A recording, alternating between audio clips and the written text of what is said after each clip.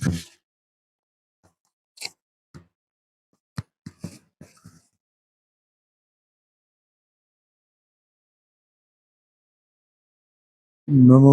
हरिहंसाय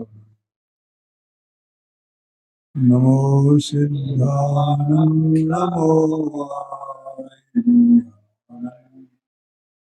नमो वायुदेवाय, नमो अध्याय नमो सर्वसाम्य।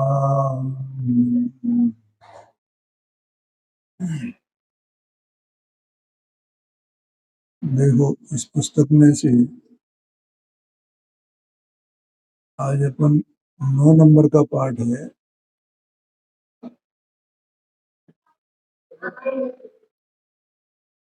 आत्मा और परमात्मा।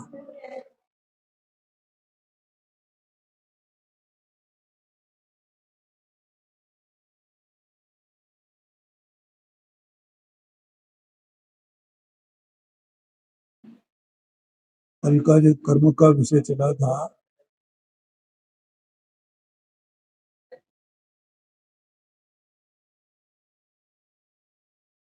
वो ज्यादा जरूरी नहीं है। वो बस कल का जो विषय चला था कर्म वाला, उसमें कोई किसी को प्रश्न वगैरह तो नहीं है ना।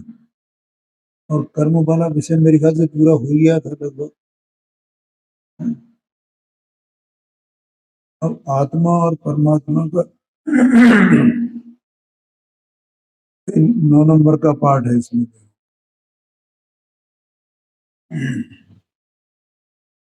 और आत्मा में और परमात्मा में क्या अंतर है, और आत्मा और परमात्मा में क्या समानता है, और आत्मा परमात्मा कैसे बनता है, ये 3 बातें विशेष तौर पे अपन यहाँ विचार करेंगे। बोलो ओम प्रकाश जी। कल जो बातें बताई थी वो याद की ना? घातीय कर्म और अघातीय कर्म याद है? हाँ, बढ़िया। तो अब आज अभी 3 पॉइंट अपन ने बोले। क्या बोला? आत्मा और परमात्मा में क्या समानता है, आत्मा और परमात्मा में क्या भेद अंतर है, और आत्मा परमात्मा कैसे बनता है, ये है।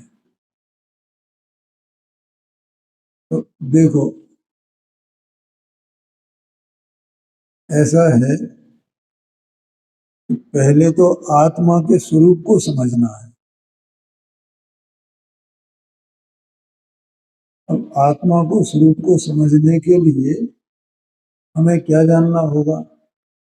पहले आत्मा एक सत्स्वरूप वस्तु है, ऐसा जानना होगा।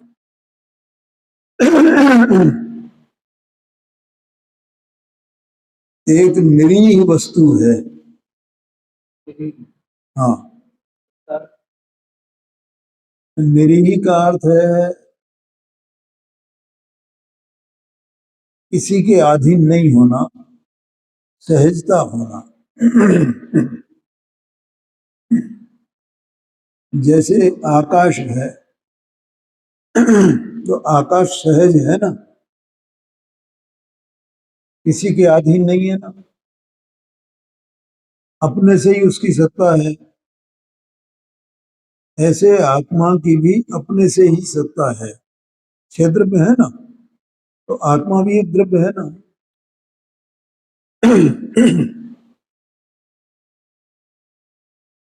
तो अभी ये भूल जाओ कि मैं क्या हूं क्या नहीं हूं, लेकिन यहाँ आत्मा विराजमान है क्या नहीं, वस्तु है क्या, ये सोचो। है? अब वो आत्मा क्या, उसका क्या स्वरूप है? जैसे हम उद्गल और आत्मा, आत्मा माने जीव, जीव माने आत्मा, ठीक है। और पुद्गल है, तो पुद्गल की सत्ता है ना। और पुद्गल जो वो अपने में अनेक प्रकार से परिणमन करने लगा है। अनेक प्रकार से परिणमन है कि नहीं उसके?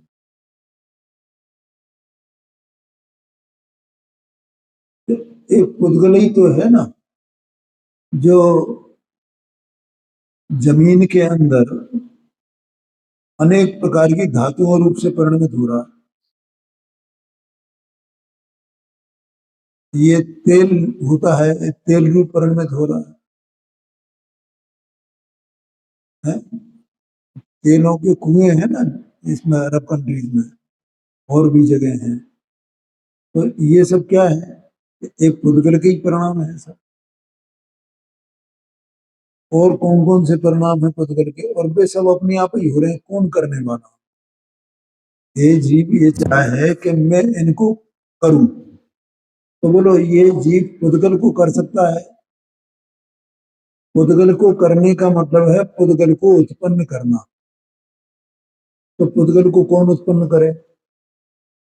कोई करता है पुद्गल को उत्पन्न? किसी ने उत्पन्न किया है पुद्गल को? जैसे पुद्गल को किसी ने उत्पन्न नहीं किया है, वैसे ही यहाँ जो द्रव्य विराजमान है, जो जीव कहा जाता है, उसको किसी ने उत्पन्न नहीं किया है, अपने आप ही है ये। जी, जैसे आकाश है ना अपने आप ही, ऐसे जीव भी है, आत्मा भी है।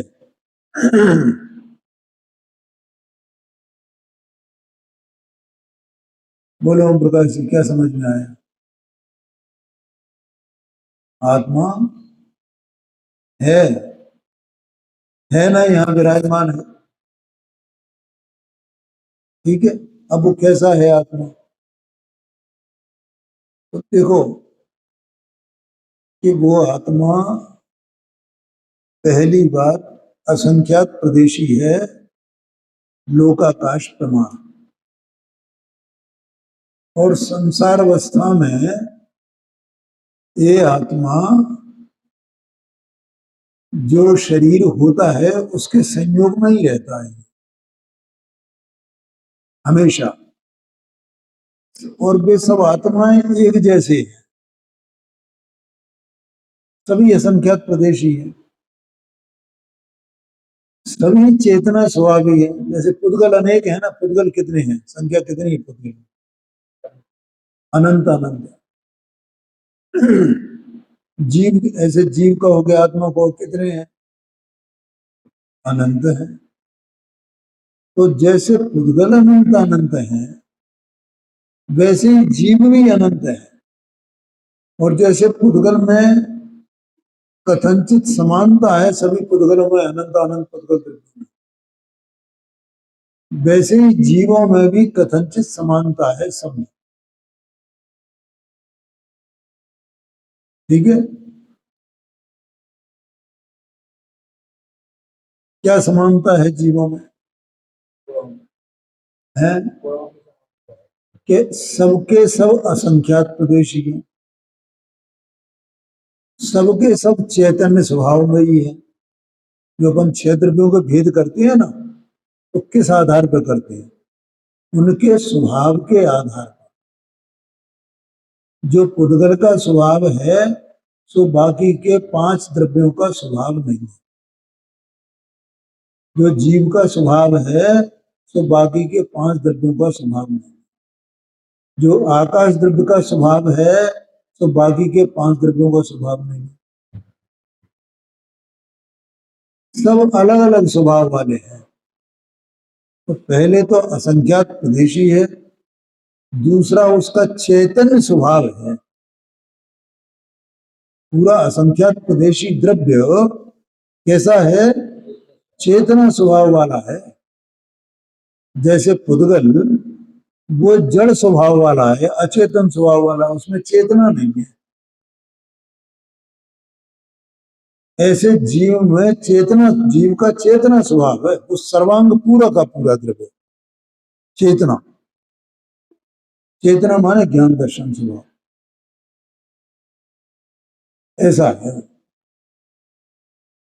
तो दो बातें हो गई। तीसरी बात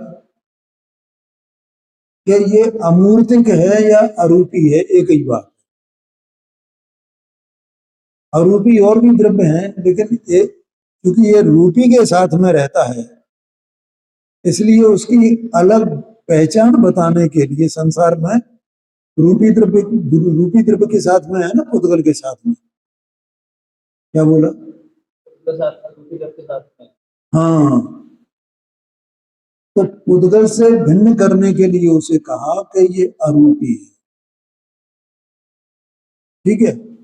और संसार अवस्था में ये पुद्गल के संयोग में ही है, बिना पुद्गल के संयोग के ये है नहीं। और वो पुद्गल कल जैसा बताया था, नो कर्म और द्रव्य कर्म, इनके संयोग में है। अब ऐसा द्रव्य है जो अपनी दृष्टि में आना चाहिए, चीज एकदम पकड़ में आनी चाहिए। ये तो हमने कई बार पढ़ा है जब ये बाल बहुत पढ़ते थे, है, यहाँ क्लास लगती थी, हमने बहुत बार पढ़ा है ये। और वो पंडित जी थे ना बुलंदशहर वाले, क्या नाम था उनका?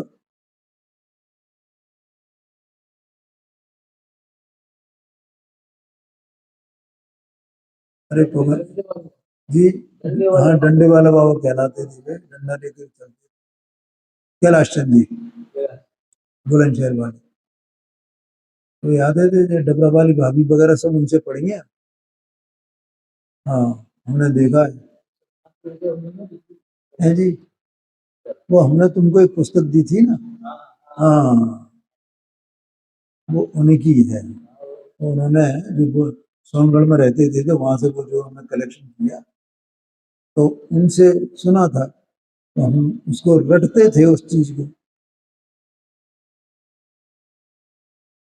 जीव अनंत, उद्गल अनंतानंत, धर्म अधर्म आकाश एक एक, काल द्रव्य असंख्या। ये उनका सूत्र जैसा था, वो हमने खूब पढ़ा। तो अब उसको पढ़ करके और परीक्षा दे करके हम ही मानते थे हम देखो इतना जानते हैं।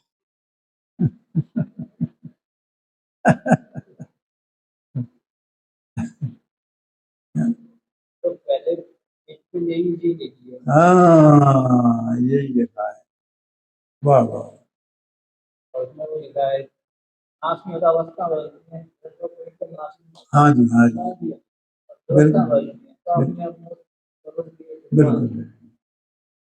तो ये सब पढ़ा, लेकिन भाई वो जीव है क्या चीज, कैसा है वो, द्रव्य किसको कहते हैं, ये कभी उस समय गौर ही नहीं किया। और वो पढ़ा भी होता तो द्रव्य की जो परिभाषा होगी कि इसको द्रव्य कहते हैं, ऐसा गुणों का समूह वो द्रव्य है, ऐसा पढ़ा दिया सब है। लेकिन उसकी कोई सत्ता है क्या, स्वरूप है उसका, कुछ है क्या नहीं है, उधर कभी विचार ही नहीं किया।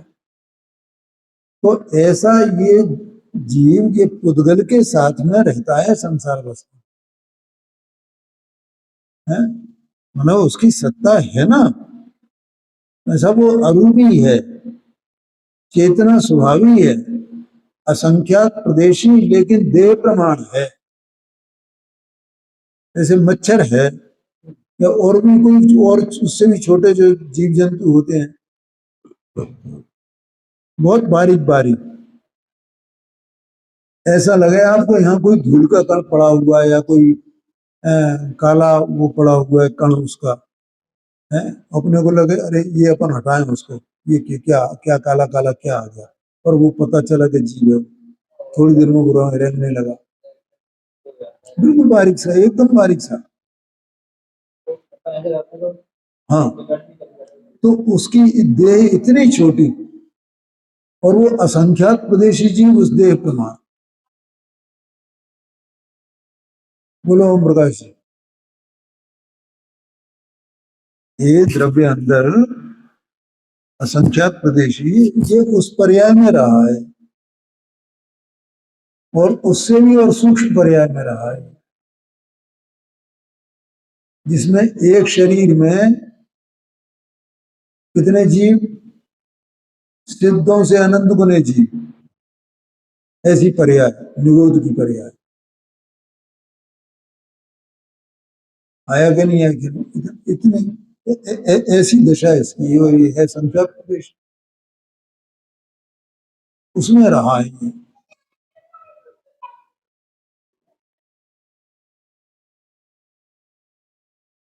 तो मैं तो ये बता रहा था कि हमें, क्या कुछ बोला? हाँ, उसकी सत्ता पर हमारी दृष्टि जानी चाहिए कि यहाँ उसकी सत्ता है, कैसी सत्ता है उसकी। ठीक है, तो उसके संबंध में कितने पॉइंट हुए? असंख्यात प्रदेशी, चेतना स्वभावी और अरूपी। ठीक है,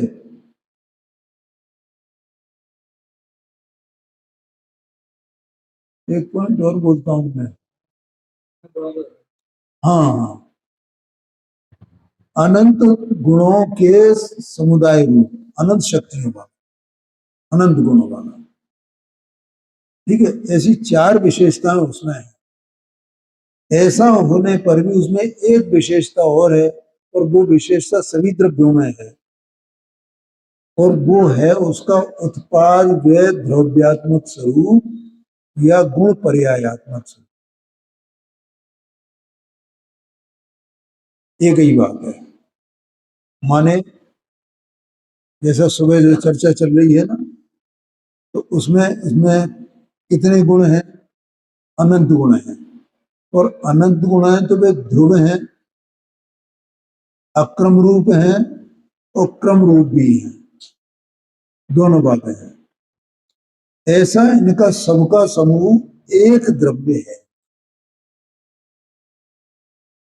एक द्रव्य। ऐसा आत्मा है, ऐसा जीव है। अब क्या है, इस जीव को अनाद से, अनाद से कर्म का संबंध है। ठीक है, और अनाद से ही इसको, जीव को अज्ञान है। क्या बोलो ओम प्रकाश जी? अज्ञान है माने क्या? अपने ही स्वरूप का ज्ञान नहीं है, और जब अपने स्वरूप का ज्ञान नहीं है तो पर के स्वरूप का भी ज्ञान नहीं। अज्ञान माने क्या? हाँ, अपने ही स्वरूप का ज्ञान नहीं है। आप ही ज्ञान वाला, आप ही जानने वाला, तो अपने को ही नहीं जान पाया, और इसलिए पर को भी नहीं जाना है। तो पर क्या है? ऐसा इसका अज्ञान कब से है? ये अनाद से है, अनाद से इसको अज्ञान है। किसको है बोलो? हाँ जी, अपने अंदर, यहाँ ये प्रमाण, ये जो अपना द्रव्य है, इसको अनाद से अज्ञान है। ठीक है, तो अज्ञान से क्या हो रहा है? ये अज्ञान से ये हो रहा है कि ये पर पदार्थों में, पर भावों में अपना रूप जान रहा है, अपने को देख रहा है। क्या कहा? काय में देख रहा है? अपने में अपने को नहीं देख रहा है। ये जो आप नहीं है, उसमें अपने को देख रहा है। देखो अभी जो जीव के अपन ने चार विशेषताएं बताई ना, तो चार विशेषताओं में राग की बात तो की नहीं है। चेतना स्वभाव कहा ना, राग द्वेष मोह, ये तो स्वभाव नहीं कहा ना। इसका मतलब राग द्वेष मोह इसका स्वभाव नहीं है। और इसकी परिणति में कर्म के निमित्त से राग द्वेष मोह उत्पन्न होता है। और ये अज्ञान के कारण, माने सच्ची जानकारी नहीं होने के कारण से ये उसको अपना स्वरूप मानता है।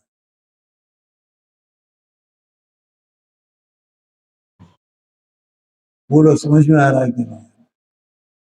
कौन मानता है? ये जी अंदर, ये मैं। अब इसके कारण से क्या होता है?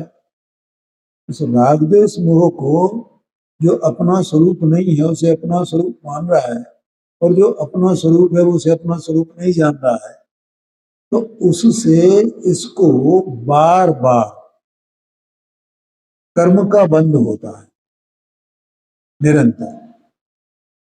ठीक है, तो वो कर्म का बंध हुआ, फिर उसका उदय आया। उदय आया तो इसने फिर वो, इसमें इसकी अवस्था में फिर राग द्वेष में हुआ। राग द्वेष में हुआ तो अज्ञान के कारण इसने फिर उसको अपना जाना। अपना जाना तो फिर कर्म का बंध हुआ। कर्म का बंध हुआ, उसका उदय आया। उसका उदय आया तो फिर राग द्वेष में हुआ, तो फिर इसने अपना उसको जाना। तो ये तीन काम सतत रूप से चल रहे हैं। कौन से? कि अपने स्वरूप को नहीं जानना और राग द्वेष मोह को अपना स्वरूप जानना। इसके कारण से इसको कर्म का बंध होना, और जो पहले इसने बंद किया था उसका उदय आना, और उससे राग द्वेष मोह इसकी परिणति में उत्पन्न होना। ठीक है, ये तीन काम चल रहे हैं। और फिर इसने वही किया, अपने स्वरूप को नहीं जाना। ये चक्र चल रहा है इसका।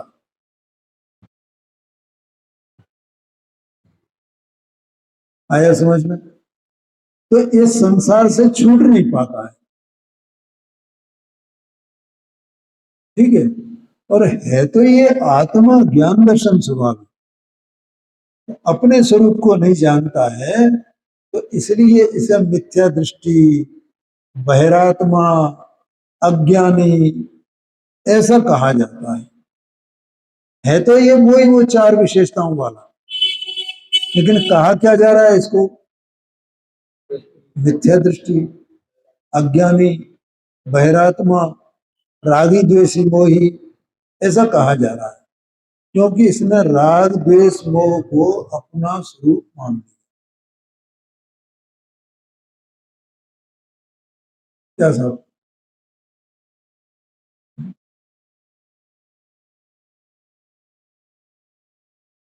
ऐसा मानता हुआ ये अनाद से बस संसार में इसी प्रकार से वो परिभ्रमण कर रहा है, और इसे मौका मिलता है ना कभी इस तरह का, जैसे अपन जीव को मौका मिला यहाँ आने का, ये मौका मिला, लेकिन मौका मिलने पर भी ये उस मौके का लाभ नहीं उठाता। क्या करना था? मौका कैसे मिला? उसको कहते हैं, ये छेडाला में कहा है ना, यह मानस पर्याय सुकुल सुनिवो जिनवाणी, ये मौका है। ये मौका मिलने पर भी ये सब अनुकूलताएं मिल गई, इसके बावजूद भी ये जिनवाणी को नहीं सुनता है, नहीं समझता है। इसलिए कोई कोई भव्य जीव है, कोई कोई, जो यहाँ इस जिनवाणी माता की तरफ आकर्षित होता है। देखो, यह मानस पर्याय सुकुल यहां तक तो आ जाता है, और सुकुल प्राप्त कर लिया, और ये क्या करता है? भगवान की पूजा करेगा, सब करेगा, प्रसिद्ध संयम पालेगा, सब करेगा, पर जिनवाणी की बात नहीं सुनेगा। तो इसने अपना पूरा जीवन क्या किया? लाभ लिया क्या? कुछ लाभ नहीं लिया, क्योंकि ये तो उसमें ही मान रहा था ना धर्म। और धर्म में क्या, असल में क्या है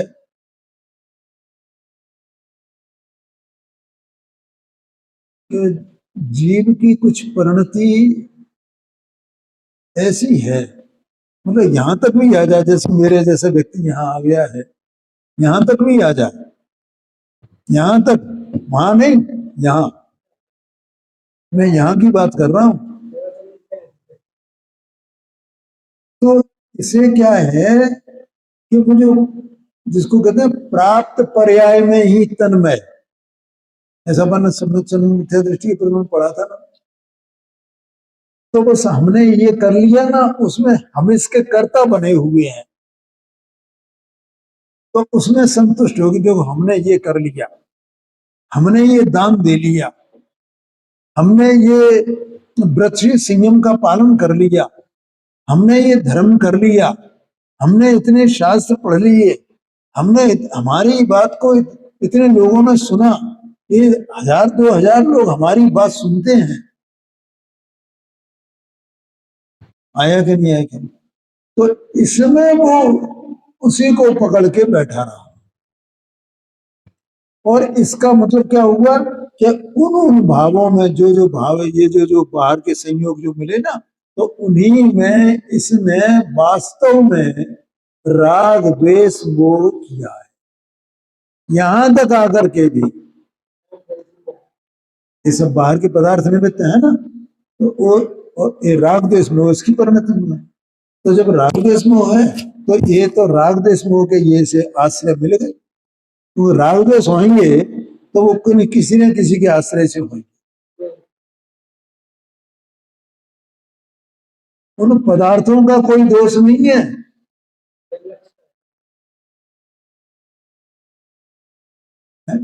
अपने को जैसे राग द्वेष अंदर में है, तो अपन किसी न किसी को तो ये विषय बनाएगा ही ना। उस पदार्थ का कोई दोष नहीं है, उससे उसका कोई कारण नहीं है। यहाँ तो राग द्वेष की धारा नदी बह रही है ना, पूरी निरंतर नदी बह रही है। तो ये उस राग द्वेष से किसी न किसी को विषय बनाएगा, किसी न किसी को विषय बनाएगा। तो इसने इसी को विषय बना लिया, इनको विषय बना लिया, अपने वृक्ष से ही मादिक को विषय बना लिया।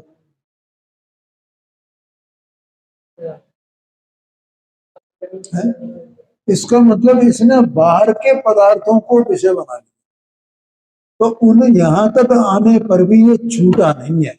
पहले तो यहां तक आना ही बहुत मुश्किल है, अरे वहां तक बैठना मुश्किल है, यहां तक आने की तो बात बहुत दूर की हो रही है। यहां भी आ जाए तो ये उसी में जहर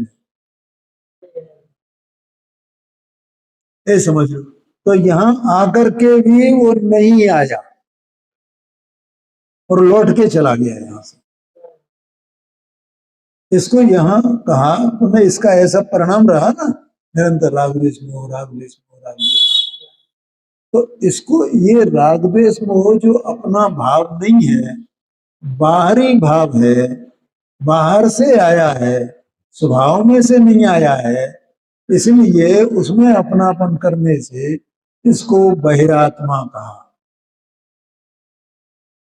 इसके परिणाम के आधार है। तो ये अंदर में चेतना स्वभाव एक जैसा, बिल्कुल सब जीव जितने हैं एक ही स्वभाव वाले हैं ना, ऐसे ही स्वभाव वाले। सिद्ध परमात्मा भी वैसे ही स्वभाव वाले हैं।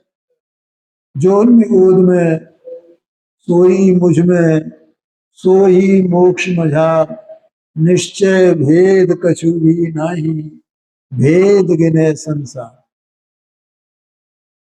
बोलो, कोई भेद नहीं है, लेकिन इसने जो है इस स्वरूप को जाना नहीं कि मेरा ये स्वरूप, इसलिए ये बहिरात्मा कहलाया। ठीक है। अब कोई जीव कदाचित यहां तक आकर के उसे रुचि हुई, जैसा इसमें अपन ने संरक्षण मिथ्या दृष्टि के प्रकरण में पढ़ा, और उससे पहले भी पहले अधिकार में भी पणी साहब ने लिखा है कि अरे मुझे तो इन बातों की खबर ही नहीं थी, ये चरित्र कैसा बन रहा है, मुझे ये सब है, इन भावों का फल क्या होगा, ऐसा वहां लिखा है ना। तो ऐसा कोई जीव वो टकटकी लगा करके सुनता है, समझता है, पढ़ता है, जिनवाणी के प्रति समर्पित होता है, और वो उनको जानना चाहता है कि आखिर मेरा स्वरूप है क्या।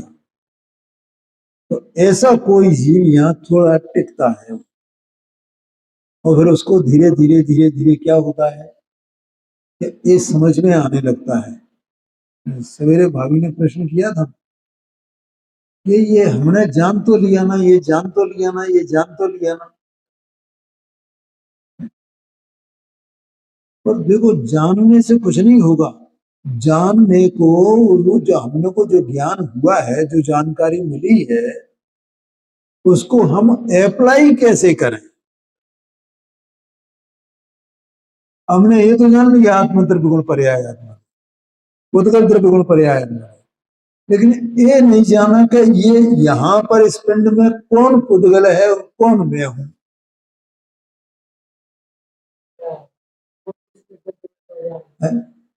और ये पुद्गल का और मेरा क्या संबंध है और क्या संबंध नहीं है। दो बातें, ये मैं हमेशा कहता हूं, दो बातें जानना है। पुद्गल का और मेरा संबंध है क्या नहीं है, तो क्या संबंध है और क्या संबंध नहीं है, दोनों जानने हैं। तो उसके लिए अप्लाई करना है अपने को। और ये दोनों बातें की गई हैं। बोलो, मोक्ष मार्ग प्रकाशक जी में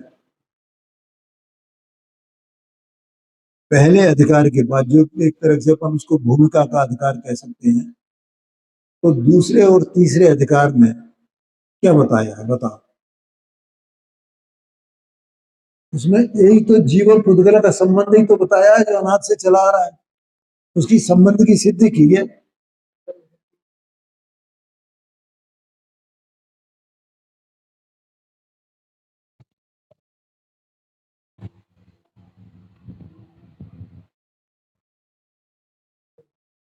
बोलो, समझ रहे भैया, क्या किया है वहां, संबंध की सिद्धि की है। भले ही वो संबंध निमित्त निमित्त भाव रूप है, लेकिन संबंध तो है ना। अगर हम उस संबंध को स्वीकार नहीं करेंगे तो उसका परिहार कैसे करेंगे, उसका त्याग कैसे करेंगे। तो हमें वो संबंध समझना है। संबंध काय के लिए समझना है, अपनी भूल समझने के लिए,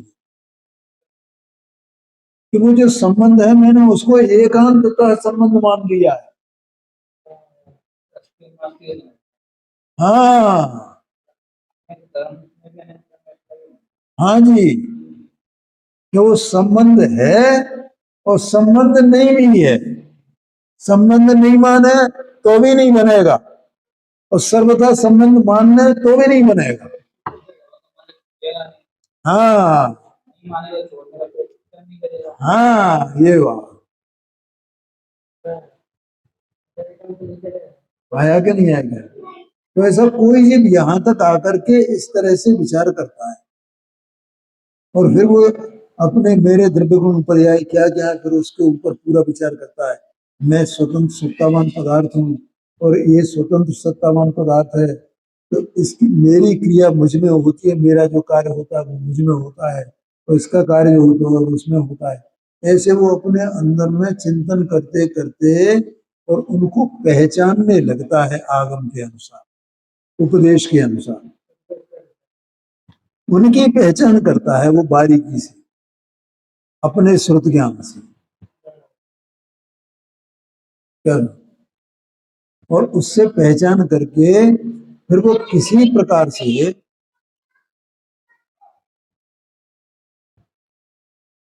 उसमें जो परद्रव्य में कर्तृत्व बुद्धि, भोक्तृत्व बुद्धि, एकत्व बुद्धि, अहम बुद्धि, ये सब है ना, इसको छोड़ता है। क्या कहा, हाँ, इन बुद्धियों को त्याग करता है वो, और अपने में ही, मैं अपने में ही अपने ही भावों का करता हूं, ऐसा जानता है। मैं उसमें उसके अपने में ही एकत्व बुद्धि आती है, उसमें अपने ही भावों में, अपने परिणामों में कंपना मानता है, मेरे ये मेरे परिणाम है।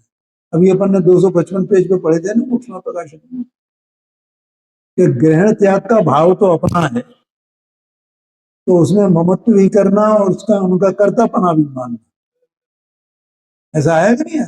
तो मैं अपने परिणामों का करता हूं, वे परिणाम मेरे हैं, ठीक है ना। और ये जिस देह की क्रिया है उनके वो मेरे परिणाम नहीं है, उनका मैं करता नहीं, ऐसा जानता है। और अपने द्रव्य में अपने स्वभाव में अपनत्व बुद्धि होती है और पुद्गल के स्वभाव में से अपनत्व बुद्धि एकत्व बुद्धि छूट जाती है। तब ये वो इसका मतलब क्या हुआ कि ऐसा होने पर, ऐसा जानने पर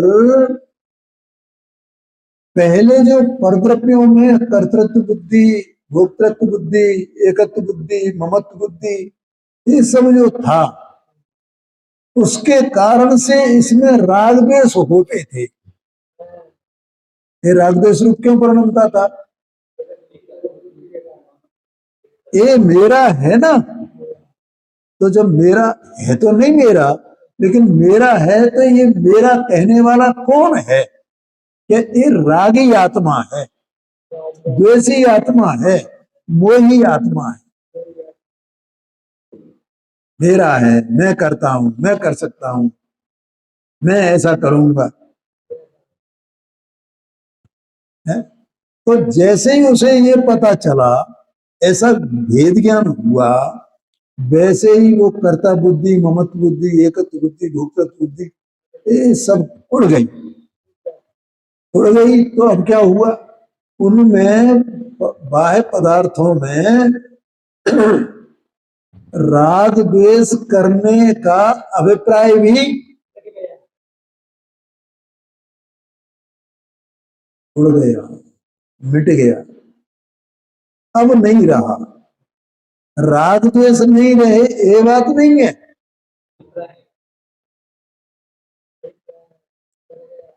राग द्वेष करने का अभिप्राय नहीं रहा। अभी राग द्वेष तो रहेंगे, क्यों राग द्वेष क्यों रहेंगे? क्योंकि वो बंद पड़ा हुआ है ना, बंद का उदय आएगा, उदय आएगा तो राग द्वेष होंगे, होए तो होए, लेकिन वो अभिप्राय करने का, भोगने का, मेरे हैं, वो सब छूट गया। तो इसलिए कहा उसको एक लाइन में कि राग द्वेष करने का अभिप्राय नहीं रहा, बस खत्म बात। राग द्वेष नहीं रहे ये बात नहीं है। अब जब अभिप्राय नहीं रहा तो वे राग द्वेष भी जाने वाले हैं। हाँ जी, है, है? हाँ जी, हाँ जी, ये बात, हाँ बिल्कुल है। तो वो अब क्या हुआ कि जब अपने स्वरूप को पहचाना इधर इनमें इसमें पूरा, मैं तो ज्ञान दर्शन स्वभावी हूँ, और ये जो मुझमें जो राग द्वेष होते हैं ये भी मेरा स्वरूप नहीं है, वहां तक पहुंच गया ना वो। पहले तो दो द्रव्यों का भेद ज्ञान किया, फिर जब उनसे अपने अपने द्रव्य को जाना, तो अपने द्रव्य को अपने स्वभाव से जानेगा ना, जो त्रैकालिक स्वभाव है उससे जानेगा। उससे अपनी पहचान कैसे हुई? अपनी पहचान अपनी अवस्था में जो राग द्वेष मोह है उनसे नहीं होगी।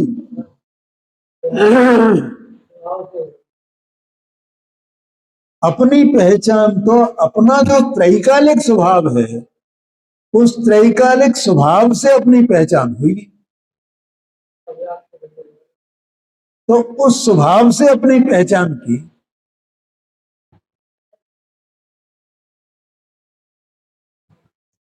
तो जब उस स्वभाव से पहचान की तो परिणति में जो राग द्वेष होते हैं ये मेरा स्वरूप नहीं है, ये नक्की हो गया है। और ऐसा नक्की हो गया, इसका मतलब ये अंतरात्मा हो गया। पहले क्या था, अब क्या हो गया? अब ये अंतरात्मा हो गया। देखो, वस्तु तो जैसी है तैसी की तैसी है, तो ये अंतरात्मा, बहिरात्मा, परमात्मा, ये जो तीन भेद हैं, ये भेद तो उसके परिणाम के आधार पर है। वस्तु है ना, वस्तु का जैसा परिणाम होगा।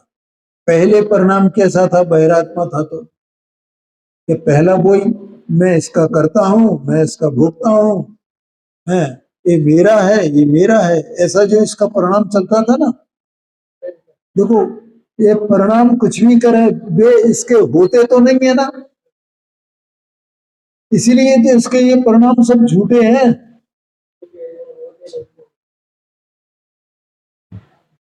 बोलो, इसके ये परिणाम ऐसे कि मैं करता हूँ, मैं इनको भोगता हूँ, ये मेरे हैं, मैं इनका हूँ, मैं इनका स्वामी हूँ, ये मेरे स्व है, ये जो परिणाम है, तो इससे वो उसके हो गए क्या, ये उसका कर्ता बन गया क्या, इसने उनको भोग लिया क्या,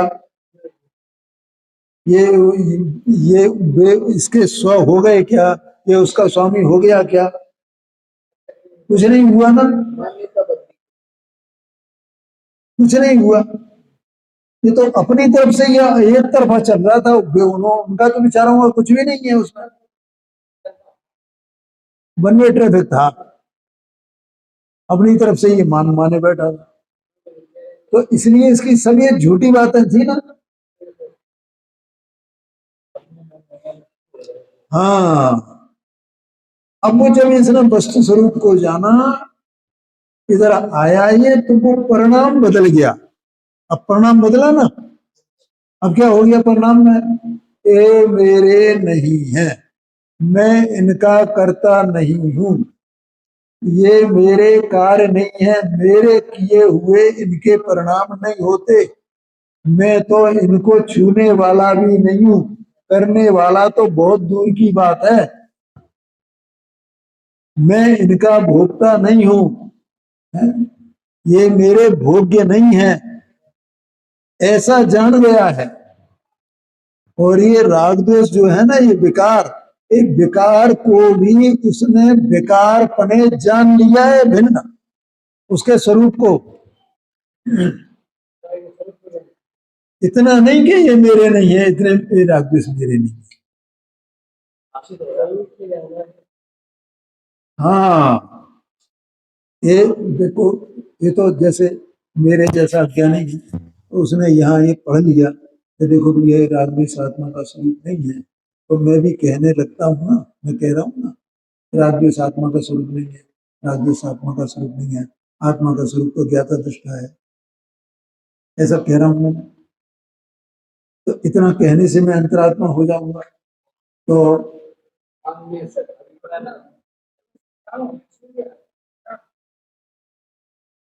है? नहीं साहब, मैं तो मानता भी हूँ ना, आपके आपको क्या पता है?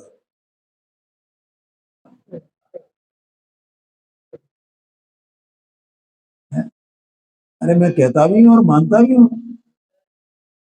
आपको क्या पता। लो, तो आप भी मानने लगो, और आप भी अंतरात्मा हो, मैं भी अंतरा, ये भी मानते हैं, सब मानने लगे। मानना कैसे होगा, हमारी मानना ही नहीं, हमारी अपनी परिभाषा है ना, हमने बनाई है परिभाषा मानने की, हम नहीं मानते साहब, आप कुछ भी कहते रहो। जैसे आप कहोगे दो और दो पांच होते हैं, या दो के दो, ऐसा हम भी मानते हैं ना, हम भी मानते हैं, दो और दो चार ही होते हैं ना, या दो और दो पांच होते हैं, जो भी कहो, तो हम मानते हैं ना, हम मानते हैं। तो इससे हम हो गए सम्यक दृष्टि। भैया वो अंदर में इसका आत्मा का जो ज्ञान स्वभाव है, वो ज्ञान जब सम्यक दर्शन होता है, अपने में अपनापन आता है, बाह्य पदार्थों में से वास्तव में कर्ता बुद्धि भोक्ता बुद्धि हटती है, ठीक है, उनमें आसक्ति टूटती है, राग द्वेष करने का अभिप्राय नहीं रहता है, तो वहां उस सम्यक ज्ञान में वो राग द्वेष का स्वभाव भी जानने में आता है।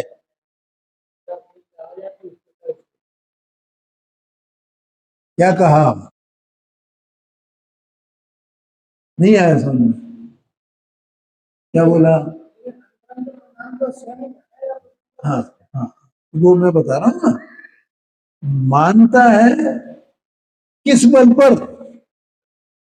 कि वो जो सम्यक ज्ञान सफल प्रकाशक ज्ञान है, वो सफल प्रकाशक सम्यक ज्ञान में अपना मेरा स्वरूप क्या है, और ये अभी जो राग द्वेष बरतते हैं इनका स्वरूप क्या है, इन दोनों के स्वरूप की भिन्नता को वो ज्ञान प्रकाशित करता है कि नहीं करता है?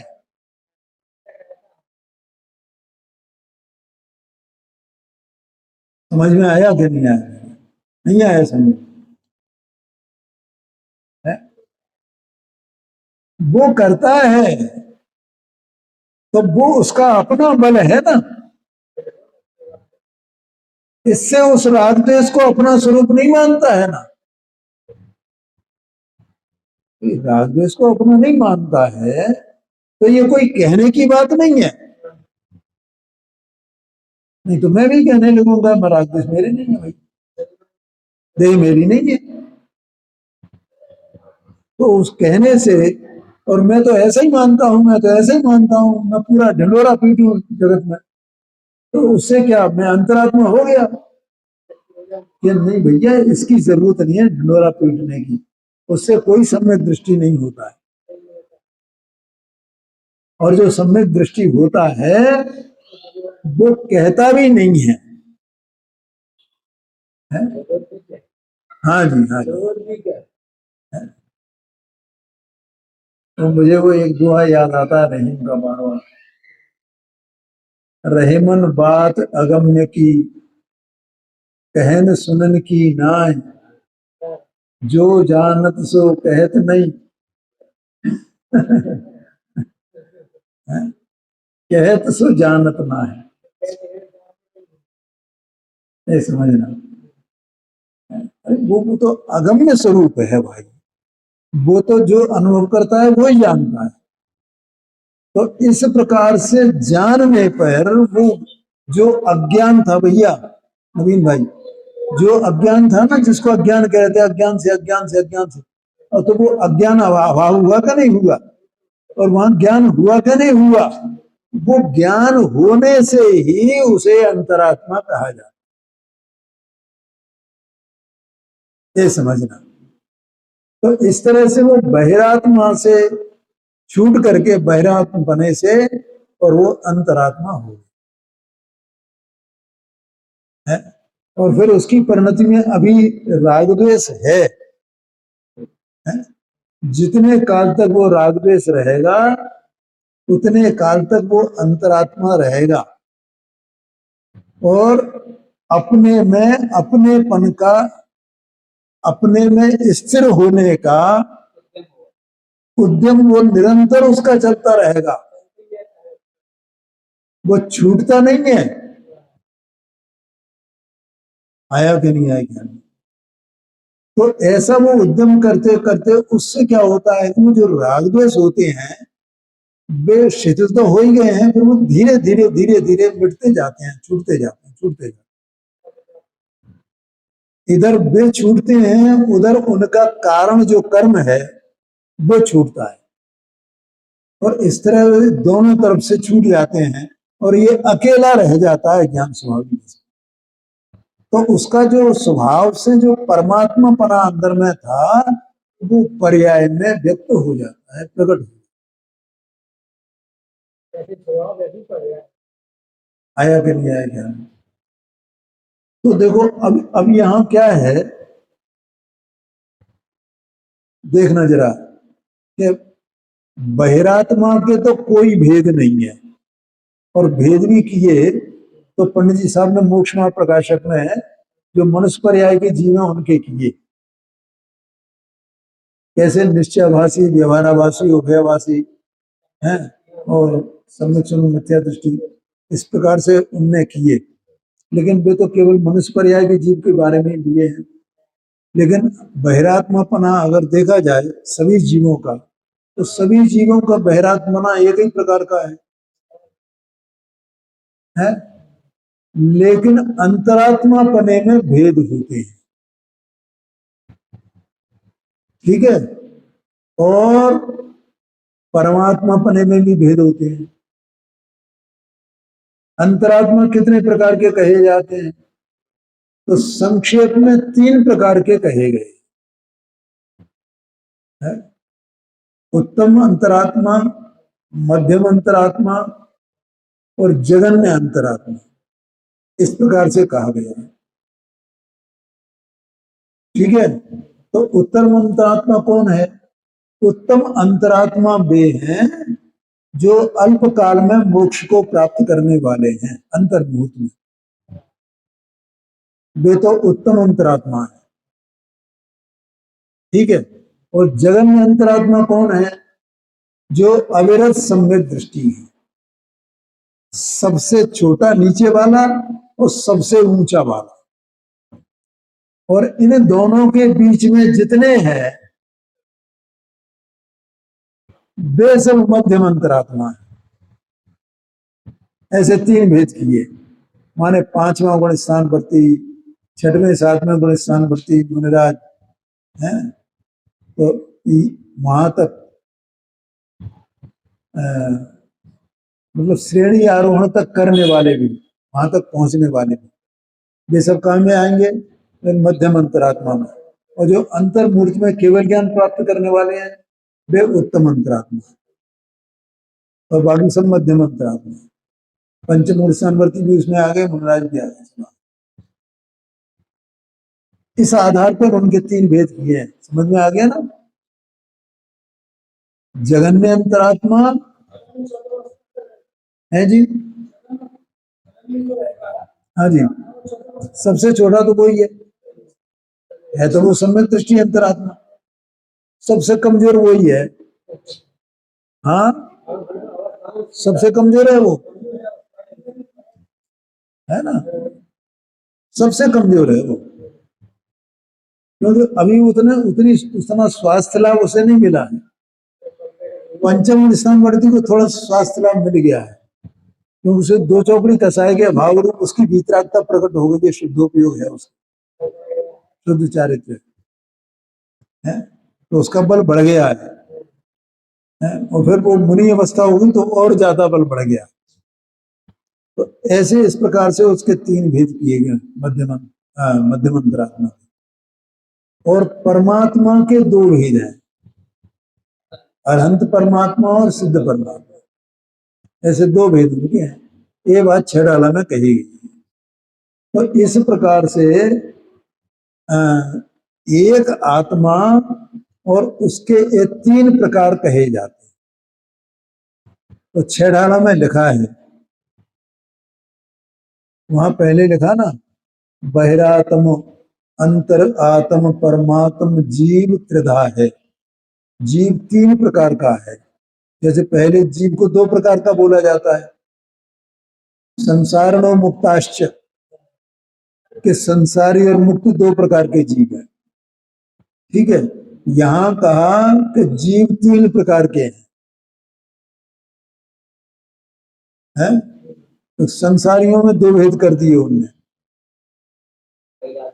बहिरात्मा और अंतरात्मा। तो अभी मैंने बताया था उसमें कि एक किस आधार पे है और उनमें क्या समानता है सभी जीवों में, माने अंतरात्मा, परमात्मा, बहिरात्मा, इनमें समानता क्या है, मैंने बोला था ना शुरू में, या आत्मा और परमात्मा में क्या समानता है, क्या भिन्नता है, ये बात जो मैंने कही थी।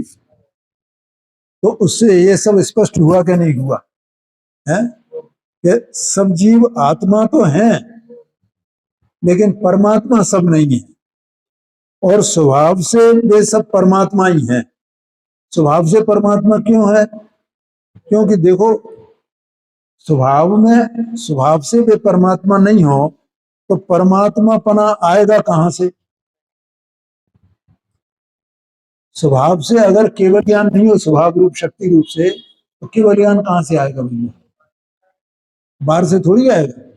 जैसे अपन पानी की स्वच्छता की बात करते हैं, तो पानी में स्वच्छता, जैसे गंदा पानी है तो गंदे पानी में उसका स्वच्छ स्वभाव उसी काल में पड़ा हुआ है कि नहीं पड़ा हुआ है?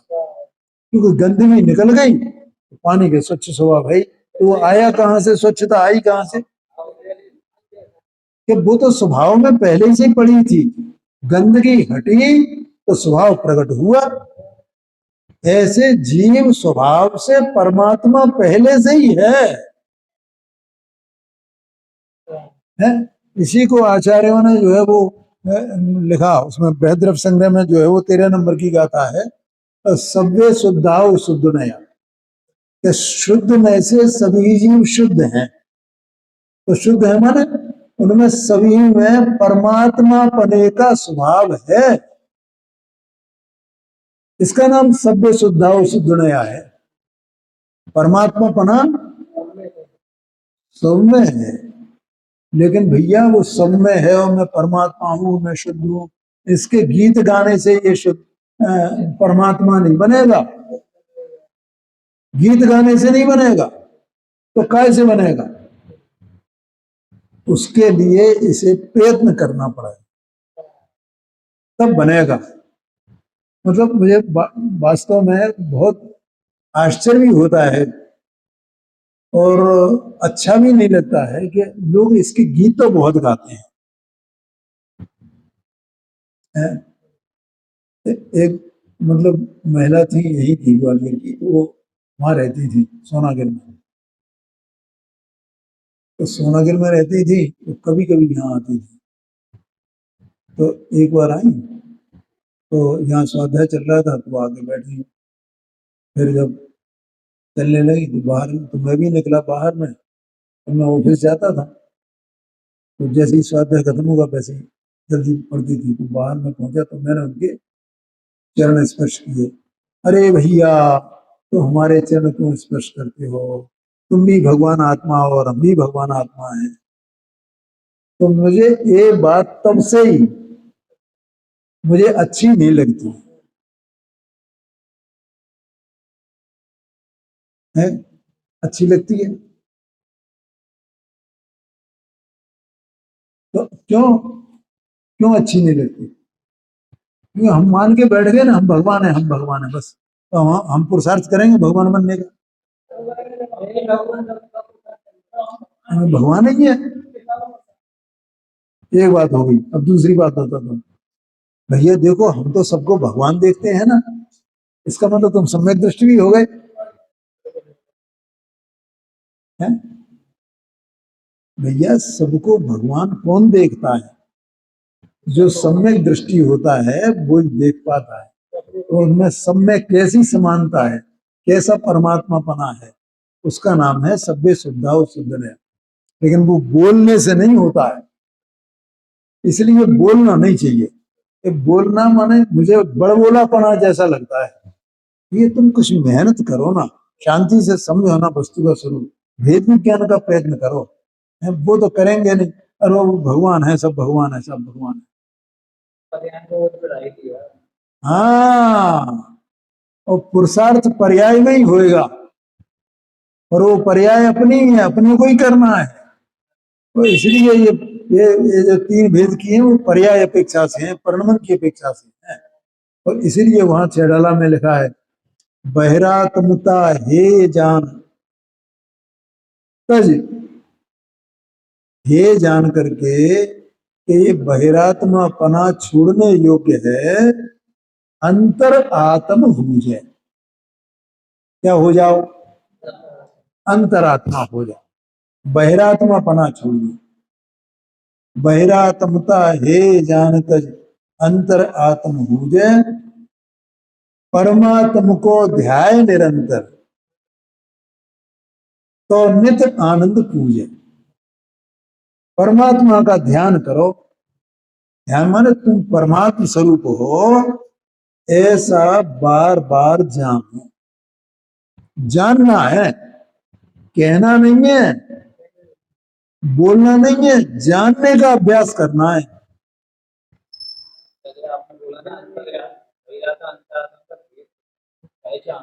हाँ जी, हाँ जी, पहचानना है। ये सब जो इतनी बातें बताई ना मैंने, ये सब पहचान करनी है, क्योंकि अब समय हो गया 1 घंटा। हाँ भैया, मैं क्या बताऊं वास्तव में क्या है, ऊपर से हम महात्मा बन जाते हैं, अपन अपने पक्ष में भी यही सब हो रहा है, उनमें तो है ही है। लेकिन मैं ये कहता हूं कि एक दृष्टि से देखा जाए तो हम एक समान प्लेटफॉर्म पे खड़े हुए, एक ही प्लेटफॉर्म पे खड़े हुए, कोई हमारा प्लेटफॉर्म अलग अलग नहीं है, है? हम भी इनमें से सब ब्रह्मचारी बन गए हैं, हम ये बन गए हैं, हम वो बन गए हैं, और हम ऐसे स्वाध्यायी हो गए हैं, और हम ऐसे हो गए, हम ऐसे हो गए, ये समझ। तो इसलिए वो हमें भैया प्लेटफॉर्म बदलना है, और इधर आत्मा के अपने स्वरूप की ओर देखना है, भेद विज्ञान करना है, तो हम कुछ प्राप्त कर पाएंगे, और अगर नहीं करेंगे तो कुछ भी प्राप्त नहीं कर। आगे की चर्चा हम फिर करेंगे।